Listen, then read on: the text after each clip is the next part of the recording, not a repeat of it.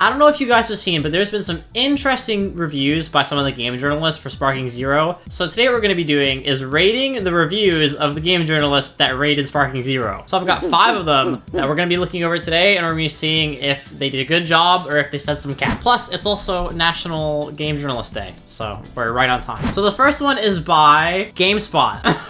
Okay, I'm not trying to make an enemy of some corporation or nothing, but like, you know, you gotta do what you gotta do, okay? Maybe they made a bad review. What's the big deal? Like, relax, Wanubi. I'm not that salty. I just think it's funny. First one, GameSpot, let's go. It has been 17 years since Dragon Ball Z Budokai Tenkaichi 3 and its 3D arena-based.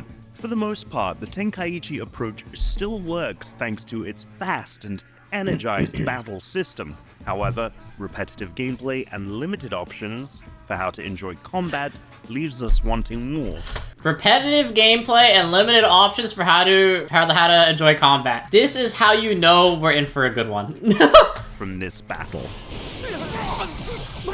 Wait, this is important. I'm actually really glad they actually put this in. This is actually really smart. 15 hours played. Where were those 15 hours? If it's only in the story mode, it's kind of rough. So I watched this review. This is the only review I've actually seen. I'm pretty sure this came out not even that long after the game released. Look, review code provided by the publisher. So this review was made before the game was actually out and came out the same day early access happened. I think like a few hours after early access. They were really quick to make this video, and it's already definitely showing. But that means they can't have played much PvP, or at least not enough to understand it. So I'm sure with the review copy, they were only playing story mode, but let's see. Trying not to make too many assumptions.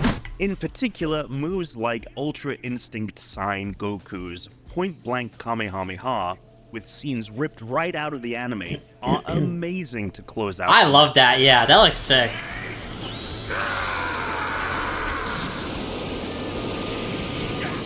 In fact, the majority of battles fall into a familiar loop.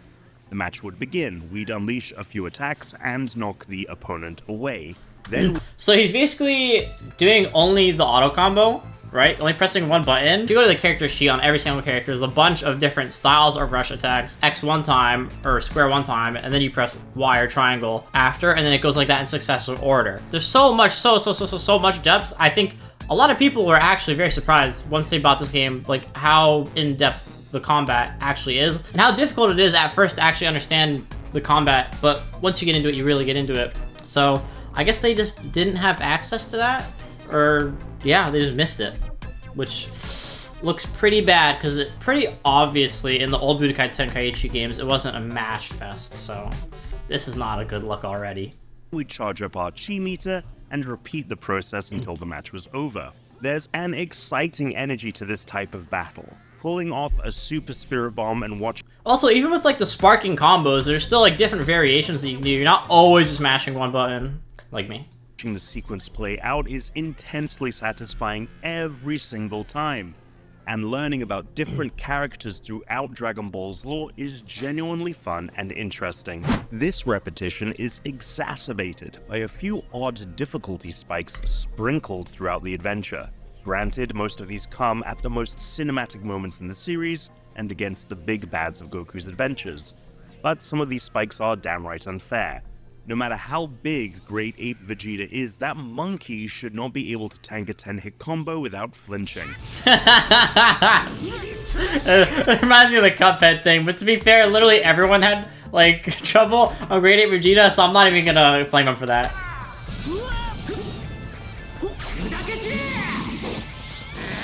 In one early choice, when Piccolo approaches Goku about fighting Raditz together, you can choose to eschew his invitation right at the and go beginning. alone, which results in Krillin joining Goku instead in a what-if Solar scenario. flare! These one-offs are neat, but they often result in nothing more than 1 or 2 extra fights before returning to the established path. So this is already like extreme cap. I don't want to say what the spoiler is, but let's just say the Frieza saga changes depending on this choice. So this was already capped. You see different timelines. There's alternate endings. You can make the Trunks timeline, the Goku Black arc, have a completely different ending by playing through it and selecting different options. So what he's talking about now is absolute cap. Which makes these what-if... I don't know how you play 15 hours of the story and actually miss this one. This one is kind of kind of unforgivable compared to the other ones. It's little more than temporary distractions. Episode Battle as a whole does a good job of retelling the winding story of the Dragon Ball series. But with the exception of the Dragon Ball Super Story arcs, this is ground that has been covered many times before, and the choice between alternate routes don't do quite enough to mix things up. In standard matches, the number of playable characters on the Sparking Zero roster sits in the triple digits, 181 to be exact. However, as is a running trend in Dragon Ball fighting games, that number is artificially inflated by the faces found in some of those slots. For starters, there are 19 different versions of Series Hero Goku, including 4 base forms. Okay, but please don't count this as a negative thing, because it's not a negative thing. Like, people want to see these forms, and this is already like one of the most characters I've ever seen in a Dragon Ball game. So this is not something to, count really as a negative. Let's see. I don't think he will. But Goku is in his normal blackhead state. Every transformation from Super Saiyan to Ultra Instinct has received its own slot, as well as his kid versions from Dragon Ball GT and that version's transformations. Goku's not alone in excessive roster. Dude, excessive? Like, it's really not. What other game has this many different characters with promises of DLC and even more characters being added to the roster? I feel like this is not a point to harp on about. Like, we love the versions of Goku, bruh. And in this game specifically, it's technically not even like that many different forms being like, oh my gosh, you're just copy-pasting the Goku forms. No, you transform into those different forms. It's not like they're all like separate characters, like, oh, now this one is a God Ki Goku, now this one's Blue Goku, and you're copy-pasting the move list. They're all different, so. Representation, as Vegeta holds 14 slots, again not including fusions or his GT villain alt Baby Vegeta. Gohan fits 11, and Trunks fills 9. Villains are also not immune to these roster Trunks filling 9 is kind of cool. Adding techniques, with Frieza, Cell, and Buu all occupying at least 5 slots each. Some of these forms can even transform into other forms mid-match, which makes the overabundance of unique character slots seem even more arbitrary. If you're gonna flame something, you should flame the fact that, like, for example, Frieza, these first 3 character slots all cost 5, right? In ranked mode, all 3 of these slots cost 5 DP. So it's like, why would you not start off as the 3rd right here? Because 1, 2, 3, 4, 5. Why would you not just start off as this one in ranked for 5 DP and then transform into the final 2 forms instead of starting off as base like Frieza, baby freaking looking Frieza? So that to me is a little bit weird. So I don't know. That's like the one thing I guess you could flame about the roster. Kind of not making sense in that regard, but like, talking about the variations, bro, we love seeing this shit. Like, this is cool. Bloated character select screens aside, it is a good thing to have all of these different forms represented, and to the game's credit, each form does have some slight changes from the others. Some are It's really not slight changes, though. Surface level, like combo animations, while others are special moves unique to a specific form. However, all the special moves are different, though. Since the game's control scheme is the same for every character, those unique moves feel less special when the same buttons are pressed to unleash them. There's a lot of bloat in this character roster, and it only takes... that just makes no sense to me. They have, like, pretty different stuff. Like, even just when I play freaking base Trunks from Super and transform into the other Trunks, my entire combat animations of the rush attacks get so much faster and they change. So this already just makes no sense. One look at the select screen to see how. In our time with the game pre-launch, we were only able to link into one online match despite trying multiple times in multiple different ways. The match ran well for the most part, with only an occasional stutter throughout. But talking about pre-launch getting online really isn't something that you should be talking about in a review. That feels like it doesn't make sense. It's not going to be accurate to what everyone else is going to experience, you know? Ways to work with, that small sample, may betray the actual experience. Okay, fair. At least he said that. Your mileage may vary on launch day. Does a serviceable job instant transmissioning the Budokai Tenkaichi format into the modern age. However, a lot of the pitfalls of that former era Lack of variety in the control scheme, shallow gameplay, limited mode selection have also made the journey through the decade-plus hiatus. The core fighting have also lack of variety. However, a lot of the pitfalls of that former era, lack of variety in the control scheme, shallow gameplay, limited mode selection. Wow. Limited mode selection is like, we've already talked about all the other stuff you just said, right? But limited mode selection is really, really weird to me. Most games don't have normal mode, ranked mode, story mode that you can choose how the story like plays out, and a custom mode where you can create the story that you want. Like this game is definitely feature rich. It has more than a lot of games. Have also made the journey through the decade-plus hiatus. The core fighting experience is fun and exciting, and it looks terrific in motion, but repetition sets in quickly. The modes that are here allow you to relive your favorite. The only thing that's repetitive is vanish, and that's like after like weeks of playing the game, to where we're actually seeing at high levels of play what is repetitive and what is bad about the combat system, and it's obviously a character balance, right? But that's something that can be fixed over time. The most important thing is a mechanic like super counter, and then vanishing, vanish, and high levels of play you're seeing it all the time, vanish, and that's like kind of taking you away from the core, like getting into the fight and getting into the combat now. But obviously they wouldn't have known that, so this is kind of yikes. Like, you know, this is a yikes review. There's fun to be had in Dragon Ball Sparking Zero, but ultimately this return to form does not spark as much joy as we'd hoped. 6 out of 10? We're gonna give you a 4 out of 10. This is pretty bad, to be honest. This was... I don't want to give it lower, but like, this was pretty bad. The public reception for Sparking Zero was really, really... It's a loved game. It's a beloved game. And you can see that in the sales, you can see it in the Steam charts. This game really took off. This is one of those videos that makes you really, really wish we could still see the dislike button on YouTube. So that's Gamespot, 4 out of 10. That was some doo-doo. That was some doo-doo, guys. Next one, IGN. I'm very curious to see how this review shapes up. 9 days ago compared to 13 days ago. As of me recording this right now, they at least waited until like after early access to get this out. Stay out of this. If I'm the one these guys want, then that's what they're gonna get.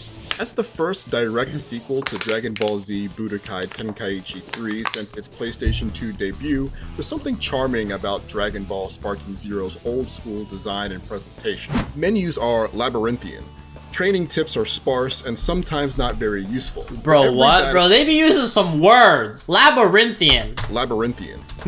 Just in ways that are both annoying and lore accurate. Menus are labyrinthian. Training tips are sparse and sometimes not very... Fam.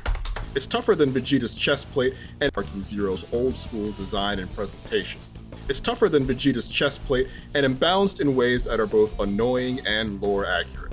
I'm trying to understand what he's saying right now. I'm sorry. Dragon Ball Sparking Zero's old school design and presentation. It's tougher than Vegeta's chest plate and imbalanced in ways that are both annoying and lore accurate. Menus are labyrinthian. Training tips are sparse. Okay, I will say the menus, it was kind of weird trying to find certain things, especially when I first started the game. First of all, where's my replays? Why is it located in such like a weird spot? Some stuff in the menus, there's definitely a lot of stuff in the menus, and some of it is kind of hard to find. So that actually is a fair point. And sometimes not very useful, but every battle is crafted with the sole purpose of putting the Dragon Ball Z fighting fantasy as it appears in the anime into our hands. Fast-paced, key-slinging, teleport-kicking, and magical hair dyeing is great fun, so long as you're patient with its gnarly learning curve. As a result, settling back into the pace and precision of this brawler feels just as much like a labor of love as the effort to resurrect the series in the first place. I think you can tell this review is going to be pretty solid because they're already talking about how the combat has a learning curve, which means he actually played the game and tried to like get decent playing versus like other people. In motion, things get a bit more dicey, with some cutscene animations in particular being awkwardly stiff. But at least this is actually true. Some of them could look a little bit weird. Sound hits the mark, meaning base level Goku from the Saiyan invasion days has a different set of moves and a much lower upside than Buu Saga or Super Era Goku, who can transform into various Technicolor versions of Super Saiyan. It's good that you talked about that because they are like very different from character to character. Just look at literally their moveset and then look at their like finishing move, their sparking move. These abilities can't be changed. I was hoping it wasn't gonna like rank on the fact that there was like repeated characters, you know. But I could modify each warrior with ability items that boost things like attack power and health, though I barely noticed any benefit at all when doing so. The controls are universal. Thankfully, you do not have to use those in ranked. Oh my gosh, dude, I'd actually lose my mind. Universal for all characters, but some on the roster interact with the standard system slightly differently than others, which is an appreciated layer of nuance. Unfortunately, the bar to execute the various techniques of its diverse cast is very high and extremely frustrating. True. Inputs are simple overall, but early on, I often felt lost when combat picked up the pace. It's a fact, this game is hard to pick up, bro. I've already seen people in reviews and stuff. I saw a video about Steam reviews, and people were actually salty about how this game has too much depth to get into. I had a hard time picking it up, bro. And that's saying something. Because I'm not that ass. But obviously, give it a couple days, give it a few days, it sinks in. But this game is definitely harder than a decent amount of games to pick up. Don't sleep on picking up this game for the first time. I spent a lot of time traveling back and forth between This game takes a lot more reaction time than other games, I'm not gonna lie. regular fights and the training mode to check and double check my understanding of when and how to use these techniques. But really the only effective teacher was 25 brutal hours of getting kicked around. That's facts. Also, compared to modern day fighting games, Sparking Zero's training options are rudimentary at best. There's no expectation to lay out frame data and hitboxes in a less competitively focused game like this. Okay, so he's correct that like the Piccolo where he trains you, it's okay. Like it's okay. And the training mode does suck. It has the options there, but it doesn't have the fullness of those options. Like there is no, you know, frame data, hitboxes, stuff like that. Regardless of that, when you pick certain options, you expect certain things to happen. And in the training mode, when you want the NPC to do a certain thing or you want a certain setting, sometimes it's just not there. And is what it is, right? They still, I think they tried with it. It's not that good. But targeted drills or a more nuanced customization of CP. Oh, and don't actually get me started about, I want to look at my character's move list, right? The most simple thing in the world. I have to go to the training menu every single time and press like a million buttons to the left to get there. And then I close it out and I want to go back there. I have to do it all over again. It's actually a pain in the ass the way they created that. Behaviors would go a long way to help beginners and returning players fly up to the high skill floor. There is definitely an old school approach to a lot of the progression systems and menus of Sparking Zero. You can grind achievements which get you rewards like characters, costumes, and in-game currency at a healthy rate. There are microtransactions like a $35 season pass covering 3 packs of characters and 2 $15 music packs, but I didn't see any option to buy them without leaving the game and going to the storefront directly. A rarity in 2024. Yeah, we're lucky, bro. Right now, it's not too bad, but I'm telling you, once... It's interesting that you talked about, like, microtransactions and stuff, because once those season passes start hitting, people might get tilted like a Tekken Shop situation where you're dropping a band, you're dropping $70 on a game. It doesn't feel that good to be like, bam, season pass. There's a way to do it that's acceptable. We will eventually see if they pull it off. The flagship single-player mode is called Episode Battles, which is a truncated retelling of the biggest Dragon Ball stories from various characters' perspectives. Just about every Dragon Ball game has done this in some form or fashion, but this... I'm starting to wonder if I'm just not intelligent. What are these words, truncated? I feel like I've heard that word in a different way. Like, I feel like that's not how you say that word.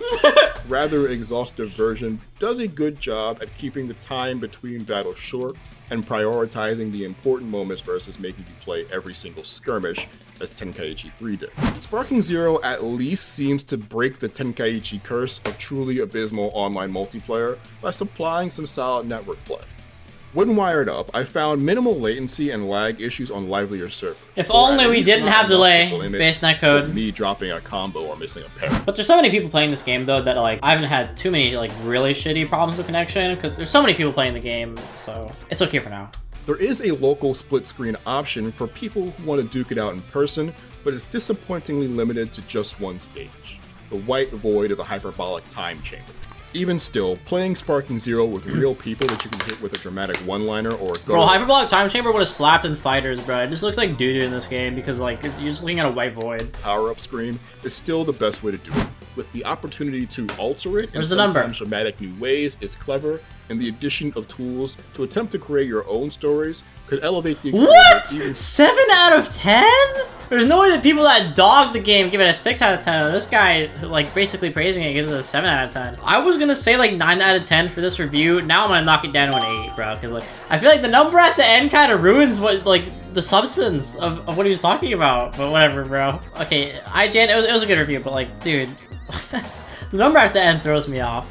I'll still give it an 8 out of 10. I like the substance of like what he was discussing. It was very high quality. All right, next is Gameranx. Everybody watches these, dude. They have like 900. Dude, this one only almost has 1 million views 11 days ago. So probably a little bit into early access. Impressions of the latest games releasing. Hi, folks. It's Falcon, and today I never thought it would happen. 'Cause seriously, it's been like 17 years, but there is finally a new Budokai Tenkaichi. For a lot of us, these were the definitive Dragon Ball games for years and years. Yeah, Fighters is great, but it's a 2D team-based fighting game that it's not quite Dragon Ball in the Man, stop the cat! way Budokai Tenkaichi is. Oh, it's like I can't argue that statement, but like, you know, it's like don't say that, bro. Don't say that. I get what he means because these games, the Tenkaichi games, are meant to play like a Dragon Ball fight. But like, don't disrespect fighters, bro. Come on, man. We need fighters too. We need it. And that's why the important thing about these games, they had a lot of playable characters. And Sparking Zero has by far the best representation out of all of them. This may be the biggest roster in a fighting game ever. There are, and it's I'm goated, not joking, dude. It's goated. More than 180 fighters in the base game. Pretty much every... Oh, this is for another video, this conversation, but I just want to drop it real quick. Like, dude, seeing this roster makes me realize what kind of support they could have still had if they really cared about Dragon Ball FighterZ. I'm just gonna leave it there. You might think that the main game mode, episode battles, would be a good way to learn the game through playing, and depending on how your brain works, it's not. It throws you in the deep end, minute one. It's very difficult on normal if you're just starting out. I wasn't just starting out. People that were struggling on Grade 8 Vegeta, like, I wanted to know how they got through Raditz, bruh. Like, I know how these games work, and I was getting schooled by Raditz. It was pretty embarrassing. Basically, how it works is you have... The nature of this game is that things either swing wildly in your favor, or they can go very badly, very fast. So long marathon battles... There are some crazy, crazy fights in the episode battle, bro. My friend was talking about one where you're playing as Jiren, and you have to fight everyone in the Tournament of Power. There's some crazy fights, man, in the episode battle. Like this can be especially rough. There's some legit clever missions that help learn how certain guys play. Like one where you're Captain Jinyu. You got to swap bodies with your opponent. I'm loving how much Frieza's in this video. Where you're one of those stupid little Sabaymen, and you have to self-destruct to take out the much stronger team. I can't be the only person that when they got Sparking Zero, they forgot how small, like, this former Frieza actually was. You know, like, the one in, like, the baby cradle and Zebra. I can't be the only person that forgot how much of a jit this version of Frieza is. Most in-game dialogue is delivered by, you know, ventriloquist dummy versions of the characters, blank-faced and flapping their mouths like a Muppet. But when you have a roster this big, there's some stuff you just have to expect Definitely. Is be the best ever, despite being very good. Yet they still have some pretty, like, special interactions, you know? Like, they did a pretty good job. Sparking Zero is not the best-looking Dragon Ball game, but it's way above average. The presentation is super solid. Special shout out to the menus. They're packed with little details and funny little animations. I just wish some of the background characters would just shut up after a while. When you're in the shop, do we really need to hear Bulma repeat the same 3 stock lines every 5 seconds? I'm not exaggerating either. It's seriously that fast, and often you're getting the same line over and over. I saw this guy, a small YouTuber recording a YouTube video early on because I wanted to know about something with the shop or like Shenron. And he went to the shop with Bulma, and he's like, shut up, Bulma, because she was talking over him the entire time, and he was getting so mad, bro, but he still kept up with the video. Again, is everyone going to play Goku versus Goku? Is that how you do this competitively online? I don't know. I'm clueless here. I don't know. Maybe there is something there, but that's not for me to say yes or no. Ranked meta in solo is just Gogeta. Too. It's the kind of game where casual And UI Goku. play sounds like. There's also a kind of power-up system where you can buy items to power up characters. Stuff like this makes me wary about playing online. The game's already unbalanced, and this stuff makes it even worse. You talking about the Makes me items? wary about. So a kind of power-up system where you can buy items to power up Don't worry, you can queue up without it. characters. It's honestly just so good to play and be able to Oh, talk about Piccolo! this game. I love it. I'm so excited that this series is back. But that's me. How about you? Leave us a comment. Let us know what you think. If you like this video, click like. If you're not subscribed, now's a great time. Awesome. I think so. Gameranx. I think that was a pretty fantastic video. That was definitely that was a really good one. I call that one 9 out of 10. Maybe slightly better than the IGN review. It's because of the number that they left at the end. The Gameranx didn't leave a number at the end. I guess this was a banger. This was a good one. Next one is GamingBolt. However, Episode Battle leans too much on still images, with little animation in its dialogue exchanges when it's not using slideshows to emphasize the passage of time or jump to the next battle. I wouldn't necessarily mind the latter if there was some kind of voiceover or narration beyond the odd lines from its characters. I mean, I guess, but it's not that bad. Other modes include Custom Battle, where you can customize your own fights and share them with other players online. The interface takes some getting used to, but it's an otherwise robust toolkit out of the gate, which offers a surprising amount of customization, right down to the different camera angles, zoom-ins, and unique conditions that trigger mid-battle. I didn't spend too much time creating, and while there is already a wealth of player-created content, This is the first guy that talks positively, mostly, about the mode.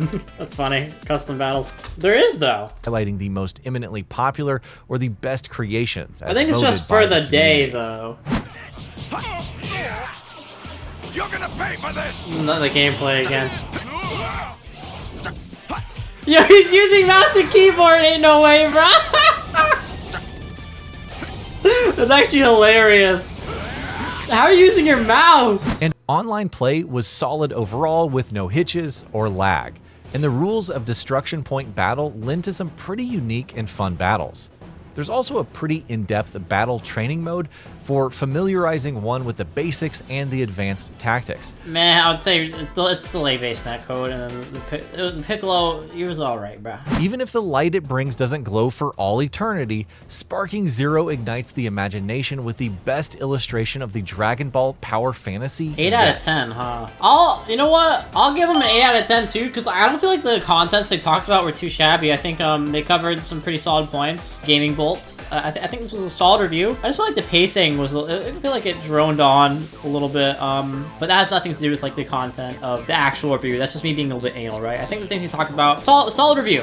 I can't really say nothing too bad about this one. This was a good review. So far, the only actual doo-doo trash one was the first one. This is the last one, baby. This is from Push Square. Hello there everyone, welcome back to Push Square. My name is Aiden and this is Robert name is Ramsey's Aiden. review of Dragon Ball Sparking Zero. The game covers Dragon Ball Z, GT, every fan favourite Z-era movie and a huge chunk of Super. The result is a truly spectacular playable roster. I think for like, this might be controversial, but like, I feel like for like most Dragon Ball fans, Dragon Ball starts at DBZ, bro. Like, I don't really know that many casual Dragon Ball fans that actually have watched OG Dragon Ball. You know what I mean? And this is where Zero stumbles a bit, at least initially. While there is a dedicated training mode that walks you through every mechanic, the game does a poor job of telling you why something is actually useful and when you should be using it. Some of the system's most essential techniques are completely glossed over and you're left to try. That's fair. They definitely do gloss over a lot of stuff, to be honest. The lack of adequate preparation results in a steep learning curve, which will be asking a lot of more casual Dragon Ball enthusiasts. It's true. People got mad. Combined with its colossal character roster, we'd go as far as saying that Zero is good value, even if you're the type of player to avoid online battles entirely. Having said that, the main story mode, known as Episode Battle, can I'm gonna keep it a buck though. Like, if you aren't playing online on this game, you're not getting your money's worth, bro. Like,